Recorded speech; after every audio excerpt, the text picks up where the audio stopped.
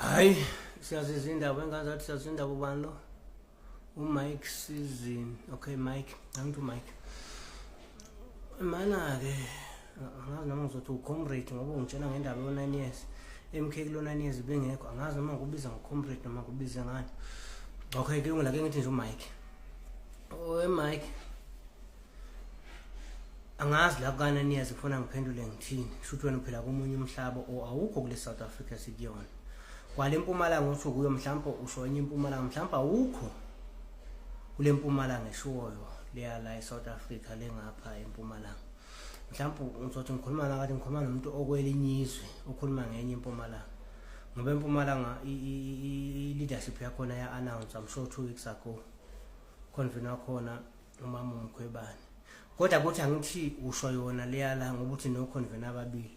Remember khona lo munye owenu lo forsayo olona enisifoster ngaye nisifunza ngaye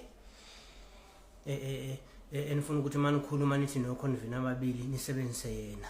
Ake ngithi ukule Mpumalanga kodwa nje inkulumo yakho nje ngidide kakhulu ukuthi angazi noma uzothi ngiMpumalanga lela into ezokuthi ngithi ngiMpumalanga lela eSouth Africa uma ukhuluma ngo convener ababili ngoba ukhona phela lo munye lo nowenu lo osama uzohlakaza MK into zakhe azangahamba kahle bese kuba khona uconvener lo wangempela lo kuthema ngabe kukhipha leadership i-list ye-leadership ngokuhlu labo wavela yikho ngithi ukuthi angithi ula kodwa manje into engididayo futhi la ku-9 years ukuthi ku-9 years usho muphi 9 years ula eSouth Africa noma kwelinye izwe uma uthi ngoba ngathi uthi umsholoza akenzanga lutho for 9 years amsholo ekhuluma ibhek sekuyena ukuthi ngoba ngicela mhlawumbe eMpumalanga ngingabanye abantu ababalayo ezikolweni ezakhiwa sakhiwa umsholoza ngicanthi ngenye ama-province abalwayo kodwa manje ubulungidide ngoba manje ufuna uyayazi le ndaba uma ukuthi ula yikho manje ngicela mina ngikwazi ukuthi mhlawumbe awusho ukuthi ukiphi eMpumalanga wena ngoba mhlawumbe ngizothi ngiyaphendula umuntu wrong okwenye eMpumalanga ongiphendula umuntu ongekho la eSouth Africa ngoba ngicela into ebhalwe la akusiyo into engabhalwa umuntu la eSouth Africa.